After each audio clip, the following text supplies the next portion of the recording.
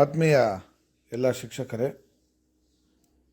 ಈಗಾಗಲೇ ತಮಗೆ ತಿಳಿಯಪಡಿಸ್ದಂಗೆ 2024-25ನೇ ಸಾಲಿಗೆ ನಾವು ಟೆಕ್ಸ್ಟ್ ಬುಕ್ ಇಂಡೆಂಟನ್ನು ಹಾಕಬೇಕಾಗಿದೆ. SATSನಲ್ಲಿ ಟೆಕ್ಸ್ಟ್ ಬುಕ್ ಇಂಡೆಂಟನ್ನು ಯಾವ ರೀತಿ ಹಾಕೋದು ಅನ್ನೋದನ್ನ ಈ ಒಂದು ವಿಡಿಯೋದಲ್ಲಿ ನಾವೆಲ್ಲರೂ ಕೂಡ ನೋಡೋಣ. ಅದಕ್ಕೂ ಮುಂಚೆ 2023-24ನೇ ಶೈಕ್ಷಣಿಕ ವರ್ಷದಲ್ಲಿ ಯಾವುದಾದರೂ ಶಾಲೆಯಲ್ಲಿ ಪಠ್ಯಪುಸ್ತಕಗಳು ಉಳಿಕೆ ಆಗಿದ್ದಲ್ಲಿ ಅದನ್ನು ತಕ್ಷಣ ತಮ್ಮ BEO ಕಚೇರಿಯ ನೋಡಲ್ ಅಧಿಕಾರಿಗಳಿಗೆ ಹಿಂತಿರುಗಿಸ್ಬಿಟ್ಟು ಅವರ ಹತ್ರ ಸ್ವೀಕೃತಿಯನ್ನು ಪಡೆಯಬೇಕು ಅಂತ ಹೇಳಿಬಿಟ್ಟು ತಮಗೆ ಗಮನಕ್ಕೆ ತರ್ತಾ, ಈಗ ಈ ವರ್ಷದ ಅಂದರೆ ಮುಂದಿನ ವರ್ಷಕ್ಕೆ ಬೇಕಾದ ಬೇಡಿಕೆಯನ್ನು SATSನಲ್ಲಿ ಯಾವ ಥರ ಹಾಕೋದು ಅನ್ನೋದನ್ನು ಈ ಒಂದು ವಿಡಿಯೋದಲ್ಲಿ ನೋಡೋಣ. ಮೊದಲು ನಾವು SATS ವೆಬ್ಸೈಟ್ಗೆ ಹೋಗಿ ಅದನ್ನ ಲಾಗಿನ್ ಆಗಬೇಕಾಗುತ್ತೆ. ಲಾಗಿನ್ ಆದ ತಕ್ಷಣ ತಮಗೆ ಏನಪ್ಪ ಅಂದರೆ ಟೆಕ್ಸ್ಟ್ ಬುಕ್ ಮ್ಯಾನೇಜ್ಮೆಂಟ್ ಅಂತ ತಾವು ಗಮನಿಸ್ಬೋದು. ಯುಟಿಲಿಟೀಸ್ ಕೆಳಗೆ ಇದೆ, ಅಲ್ಲಿ ಬಂದರೆ ಟೆಕ್ಸ್ಟ್ ಬುಕ್ ಮ್ಯಾನೇಜ್ಮೆಂಟಿಗೆ ಬಂದರೆ ಟೆಕ್ಸ್ಟ್ ಬುಕ್ ಇಂಡೆಂಟ್ ಎಂಟ್ರಿ ಅಂತ ಇರ್ತದೆ. ಅಲ್ಲಿಗೆ ಬಂದರೆ ಯಾವ ವರ್ಷ ಅಂತ ಸೆಲೆಕ್ಟ್ ಮಾಡಿ ಅಂತಿದೆ. ಆಲ್ರೆಡಿ ಅದು ವರ್ಷ ಸೆಲೆಕ್ಟ್ ಆಗಿದೆ. ಅಲ್ಲಿ ಸರ್ಚಿಗೆ ಕೊಟ್ಟರೆ ನೀವು ಈ ರೀತಿಯಾದಂಥ ಒಂದು ಇದು ಓಪನ್ ಆಗ್ತದೆ. ಇಲ್ಲಿ ತರಗತಿ 1ನೇ ತರಗತಿ ತಗೊಂಡ್ರೆ ಮೀಡಿಯಮ್, ಯಾವ ಮೀಡಿಯಮ್ಮು ಕನ್ನಡ ಇದೆ, ಡಿಫಾಲ್ಟಾಗಿ ಸೆಲೆಕ್ಟ್ ಆಗುತ್ತೆ. ಸರ್ಚಿಗೆ ಕೊಟ್ಟರೆ ಇಲ್ಲಿ 11 ಟೈಟ್ಲು ಓಪನ್ ಆಗುತ್ತೆ. ತಾವು ನೋಡ್ದಂಗೆ ನಲಿಕಲಿ ಇಂಗ್ಲೀಷ್ ವರ್ಕ್ ಬುಕ್ 1, 2 ಮತ್ತು ಅದೇ ರೀತಿಯಾಗಿ ಅವು ಪಾರ್ಟ್ 1, ಪಾರ್ಟ್ 2 2 ಇರ್ತವೆ. ನಲಿಕಲಿ ಗಣಿತ part 1, part 2, Kannada part 1, part 2, EVS part 1, part 2 ಮತ್ತು ಡೈರಿ 1 ಈ ರೀತಿಯಾಗಿ ಓಪನ್ ಆಗುತ್ತೆ. ಇದನ್ನು ಈಗಾಗಲೇ ಮ್ಯಾನೇಜ್ಮೆಂಟ್ ವಾರು ಮ್ಯಾಪಿಂಗನ್ನು ಮಾಡಿದ್ದಾರೆ. ಅಂದರೆ ಈಗಾಗಲೇ ಮ್ಯಾಪಿಂಗ್ ಕಾರ್ಯ ಆಗೋಗಿದೆ. ಗೌರ್ಮೆಂಟ್ ಸ್ಕೂಲ್ಗೆ ಯಾವುದು ಓಪನ್ ಆಗುತ್ತೋ ಏಡೆಡ್ ಸ್ಕೂಲ್ಗೆ ಅದೇ ಓಪನ್ ಆಗಲ್ಲ, ಅದು ಬೇರೆ ಆಗುತ್ತೆ. ಪ್ರೈವೇಟ್ ಸ್ಕೂಲ್ಗೆ ಬಂದಾಗ ಅವೇ ಬೇರೆ ಓಪನ್ ಆಗ್ತವೆ. ಈ ರೀತಿಯಾಗಿ ಮ್ಯಾಪಿಂಗನ್ನು ಮಾಡಿದ್ದಾರೆ. ತಾವು ಅದನ್ನ ನೋಡಿಕೊಂಡು ಬುಕ್ಕುಗಳನ್ನು ಟೈಟಲ್ಸ್ನ ನೋಡಿಕೊಂಡು ನಾವು ಆಯ್ಕೆ ಮಾಡಬೇಕಾಗುತ್ತೆ. ಇಲ್ಲಿ ನೀವು ನೋಡ್ಬೋದು ಸೀರಿಯಲ್ ನಂಬರು, ಅದರ ಪಕ್ಕದಲ್ಲಿ ಟೈಟ್ಲ್ ಕೋಡ್ ಕೊಟ್ಟಿದ್ದಾರೆ. ಇದು ತುಂಬ ಇಂಪಾರ್ಟೆಂಟ್, ಟೈಟ್ಲ್ ಕೋಡು. ಅದರ ಪಕ್ಕದಲ್ಲಿ ಟೈಟ್ಲ್ ನೇಮ್ ಕೊಟ್ಟಿದ್ದಾರೆ. ಸೊ ಅದಾದಮೇಲೆ ಸಬ್ಜೆಕ್ಟು, ಪ್ರೀವಿಯಸ್ಸು ಇಯರ್ ಸ್ಟಾಕ್ ಏನಾದರೂ ಇದ್ದರೆ ಅಲ್ಲಿರುತ್ತೆ ನೋಡಿ, ಇಲ್ಲಿ ಯಾವುದೂ ಇಲ್ಲ. So estimated total class strength ಎಷ್ಟು ಬರ್ಬೋದು ಅಂತ, ಎಸ್ಟಿಮೇಟೆಡ್ ಪ್ರೈಸ್ ಆಫ್ ಬುಕ್ಕು ಅದೆಲ್ಲ ಕೂಡ ಹೈಡ್ ಆಗಿರ್ತದೆ, ನಮಗೇನು ಬರಲ್ಲ ಅದು. ನೋಡಿ estimated sale or free or RT students, ಇಲ್ಲಿ ಸೇಲ್ ಎಷ್ಟು, ಫ್ರೀ ಎಷ್ಟು, RT ಎಷ್ಟು. ಸೊ ಗೌರ್ಮೆಂಟ್ ಸ್ಕೂಲ್ ಆಗಿರೋದ್ರಿಂದ ಫ್ರೀ ಮಾತ್ರ ಬರ್ತದೆ. ಕ್ವಾಂಟಿಟಿ ಆಫ್ ಬುಕ್ಸ್ ಎಷ್ಟು ಬೇಕು ಅಂತ ಇಲ್ಲಿ ನಾವು ನೆಕ್ಸ್ಟ್ ಇಯರ್ಗೆ ಎಷ್ಟು ಬೇಕು ಅಂತ ಇಲ್ಲಿ ಹಾಕ್ಕೊಂಡ್ರೆ ಸೊ ಅದನ್ನ ಎಲ್ಲದರಲ್ಲೂ ನಾವು ಆಗಬೇಕಾಗುತ್ತೆ. ಸೊ ಅಲ್ಲಿ 5 ಅಂತ ಇರೋದ್ರಿಂದ ನಾನೇನಪ್ಪ ಮಾಡ್ತೀನಿ ಅಂದರೆ ಎಲ್ಲನೂ 5 ಅಂತ ಹಾಕ್ತಾಯಿದ್ದೀನಿ. ಬೇಕಾದರೆ ಅದನ್ನ ಎಡಿಟ್ ಕೂಡ ಮಾಡ್ಬೋದು. ಮತ್ತು ನಮಗೆ ಚೇಂಜಸ್ ಬೇಕು ಅಂದರೆ ನೀವು ಎಡಿಟ್ ಕೂಡ ಅದನ್ನ ಮಾಡ್ಬೋದಾಗಿದೆ. ಈ ಥರ 11 ಟೈಟ್ಲು ಆಗಬೇಕಾಗಿರೋದ್ರಿಂದ ನಾವು 11 ಟೈಟ್ಲಿಗೆ ಬಂದು ಏನಪ್ಪ ಮಾಡ್ತೀವಿ ಇಲ್ಲಿ ಅಂದರೆ ಆ ಮಕ್ಕಳ ಸಂಖ್ಯೆಯನ್ನು ಒಂದನ್ನು ಮಾತ್ರ ಹಾಕೋದಕ್ಕೆ ಅವಕಾಶ ಇರೋದ್ರಿಂದ ಆ ಒಂದೇ ಒಂದು ಮಕ್ಕಳ ಸಂಖ್ಯೆಯನ್ನು ಮಾತ್ರ ಇಲ್ಲಿ ಹಾಕ್ತೀವಿ. ಹಾಕ್ಬಿಟ್ಟು ಏನಪ್ಪ ಮಾಡ್ತೀವಿ ಅಂದರೆ ನೋಡಿ ಸರ್, ಇಲ್ಲಿ ಬಂದರೆ save indent report and final submit ಅಂತಿದೆ. ನಾವಿಲ್ಲಿ ಏನಪ್ಪ ಮಾಡಬೇಕು, ಒಂದು ಕ್ಲಾಸ್ದು ಮಾತ್ರ ಹಾಕಿರೋದ್ರಿಂದ ಸೇವನ್ನು ಕೊಡ್ತೀವಿ. ಆರ್ ಯು ಶ್ಯೂರ್ ಅಂತ ಬರುತ್ತೆ.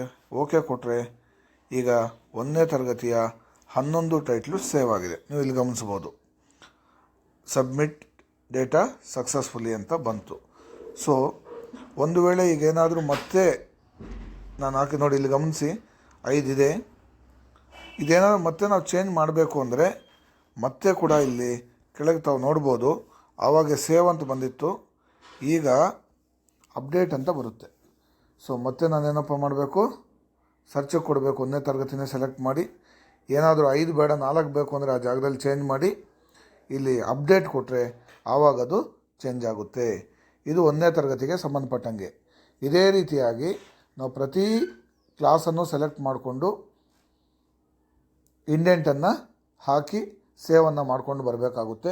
ಎಕ್ಸಿಟ್ ಕ್ಲಾಸ್ ಆದಮೇಲೆ ಅಂದರೆ LPSಲ್ಲಿ 5ನೇ ಕ್ಲಾಸ್ ಆದಮೇಲೆ ಇಂಡೆಂಟ್ ರಿಪೋರ್ಟ್ ಆ್ಯಂಡ್ ಫೈನಲ್ ಸಬ್ಮಿಟನ್ನು ಮಾಡಬೇಕಾಗುತ್ತೆ. ಆವಾಗ ಒಂದು ರಿಪೋರ್ಟ್ ಜನ್ರೇಟ್ ಆಗುತ್ತೆ. ಅದನ್ನು 3 ಕಾಪಿ ತೆಗೆದು 1 ಕಾಪಿಯನ್ನು ಸ್ಕೂಲಲ್ಲಿ ಟೆಕ್ಸ್ಟ್ ಬುಕ್ ಇಂಡೆಂಟ್ ಫೈಲ್ ಅಂತ ಇಟ್ಬಿಟ್ಟು ಆ ಫೈಲಲ್ಲಿ ಹಾಕ್ಕೋಬೇಕಾಗುತ್ತೆ.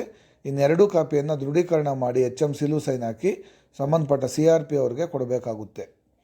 ಸೊ ಈ ರೀತಿಯಾಗಿ 7ನೇ ಕ್ಲಾಸ್ ಎಕ್ಸಿಟ್ ಕ್ಲಾಸ್ ಇದ್ದರೆ 7 ಕ್ಲಾಸ್ ಆದಮೇಲೆ ನಾವು ಏನಪ್ಪ ಮಾಡಬೇಕಾಗುತ್ತೆ ಅದನ್ನ ಅಂದರೆ ಫೈನಲ್ ಸಬ್ಮಿಟನ್ನು ಮಾಡಬೇಕಾಗುತ್ತೆ. 8ನೇ ಕ್ಲಾಸ್ ಇದ್ದರೆ 8ನೇ ಕ್ಲಾಸನ್ನು ಮಾಡಬೇಕಾಗುತ್ತೆ. ಈ ರೀತಿಯಾಗಿ ಎಲ್ಲ ಗೌರ್ಮೆಂಟು, ಏಡೆಡ್ಡು, ಅನ್ಏಡೆಡ್ಡು 3 ಶಾಲೆಯವರು ತಮಗೆ ಬೇಕಾದಂಥ ಒಂದು ಪಠ್ಯಪುಸ್ತಕದ ಇಂಡೆಂಟನ್ನು ಹಾಕ್ಕೋಬೇಕು ಅಂತ ಹೇಳ್ತಾ, ಈಗ ನಾವು ಯಾವ್ಯಾವ ಇದಕ್ಕೆ ಎಷ್ಟೆಷ್ಟು ಟೈಟ್ಲ್ ಬರುತ್ತೆ ಅನ್ನೋದನ್ನ ಇಲ್ಲಿ ಸ್ವಲ್ಪ ನೋಡೋಣ. ತಾವಿಲ್ಲಿ ನೋಡೋದಾದರೆ ಈಗ 1ನೇ ತರಗತಿಗೆ ತಾವೆಲ್ಲ ನೋಡ್ಬೋದು, ಸರ್ಕಾರಿ ಕನ್ನಡ ಮಾಧ್ಯಮ ಶಾಲೆಗಳಿಗಿದು 11 ಟೈಟ್ಲ್ ಬರುತ್ತೆ. 2ನೇ ಕ್ಲಾಸ್ಗೆ 9 ಟೈಟ್ಲ್ ಬರುತ್ತೆ. ಅದೇ ರೀತಿಯಾಗಿ ತಾವು ಗಮನಿಸ್ಬೋದು 3ನೇ ಕ್ಲಾಸ್ಗೂ ಕೂಡ 9 ಟೈಟ್ಲ್ ಬರುತ್ತೆ. 4ನೇ ಕ್ಲಾಸ್ಗೆ 13 ಟೈಟ್ಲ್ ಬರುತ್ತೆ. 5ನೇ ಕ್ಲಾಸ್ಗೆ 15 ಟೈಟ್ಲ್ ಬರುತ್ತೆ. ಅಲ್ಲಿಗೆ 1ರಿಂದ 5ನೇ ತರಗತಿವರೆಗೂ ಒಟ್ಟು 57 ಟೈಟ್ಲ್ ಬರುತ್ತೆ. ಅದಾದಮೇಲೆ ಒಂದು ವೇಳೆ 6ನೇ ಕ್ಲಾಸ್ ಇದೆ ಅಂತ ಅಂದ್ಕೊಳ್ಳಿ, 6ನೇ ಕ್ಲಾಸ್ಗೆ 21 ಟೈಟ್ಲು, 7ನೇ ಕ್ಲಾಸ್ಗೆ 21 ಟೈಟ್ಲು. ಆವಾಗ 1ರಿಂದ 7ಗೆ ಎಷ್ಟಾಗುತ್ತೆ? 57, ಇದೊಂದು 42, 99 ಟೈಟ್ಲ್ ಆಗುತ್ತೆ. 8ನೇ ಕ್ಲಾಸ್ ಇತ್ತು ಅಂದ್ಕೊಳ್ಳಿ, 8ನೇ ಕ್ಲಾಸ್ಗೆ 21 ಟೈಟ್ಲು. ಸೊ 1ರಿಂದ 8ಗೆ ಆವಾಗ ಎಷ್ಟಾಗುತ್ತೆ? 120 ಟೈಟ್ಲು ಹಾಕಬೇಕಾಗುತ್ತೆ. ಇದು ಕನ್ನಡ ಸರ್ಕಾರಿ ಹಿರಿಯ ಪ್ರಾಥಮಿಕ ಶಾಲೆಗಳಿಗೆ ಮತ್ತು ಕಿರಿಯ ಪ್ರಾಥಮಿಕ ಶಾಲೆಗಳಿಗೆ ಸಂಬಂಧಪಟ್ಟಂಗೆ ಮಾಹಿತಿ. ಅದೇ ರೀತಿಯಾಗಿ ತಾವು ನೋಡ್ಬೋದು, ಏಡೆಡ್ ಶಾಲೆಗಳಲ್ಲೂ ಕೂಡ ನಾವು ಇಂಡೆಂಟನ್ನು ಹಾಕಬೇಕಾಗಿರೋದ್ರಿಂದ ಏಡೆಡಲ್ಲಿ ಈಗಾಗಲೇ ತಮಗೆ ಗೊತ್ತಿದೆ,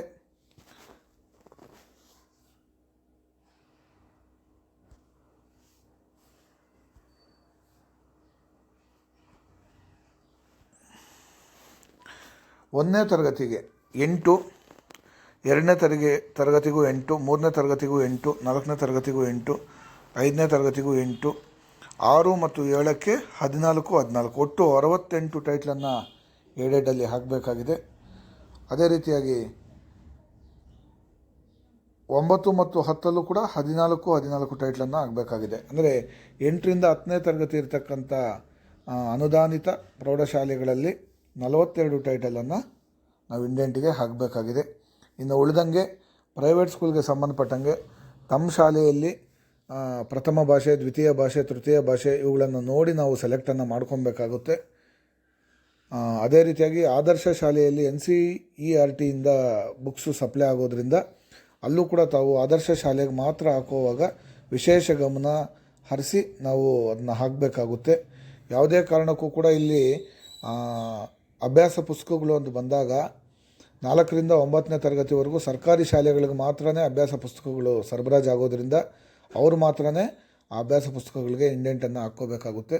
ನಮ್ಮ SATSನಲ್ಲಿ ಬಹಳ ಚೆನ್ನಾಗಿ ಸಾಫ್ಟ್ವೇರ್ ಡಿಸೈನ್ ಆಗಿದೆ. ಅಲ್ಲಿ ನಮ್ಮ ಶಾಲೆಗೆ ಯಾವುದು ಒಳಪಡ್ತವೆ ಅವು ಮಾತ್ರ ಓಪನ್ ಆಗುತ್ತೆ. 5 ಮತ್ತು 5ರ ಮೇಲ್ಪಟ್ಟು 6, 7ನೇ ತರಗತಿಗೆ ನಾವು ಹಾಕುವಾಗ ಕೆಳಗಡೆ ಉರ್ದು 1, ಉರ್ದು 2 ಅಂತಿರುತ್ತೆ. ಯಾಕಂದರೆ ಸರ್ಕಾರಿ ಶಾಲೆಗಳಲ್ಲಿ ಉರ್ದು ಮೀಡಿಯಮ್ಮು ಇರೋದರಿಂದ ನಾವು ಅದನ್ನೇನಪ್ಪ ಮಾಡಬೇಕಾಗುತ್ತೆ ಅಂತಂದರೆ ಉರ್ದುವನ್ನು ತೆಗೆದುಬಿಟ್ಟು ಕನ್ನಡ ಶಾಲೆಯವರು ಇಂಡೆಂಟನ್ನು ಕೊಟ್ಕೋಬೇಕಾಗುತ್ತೆ.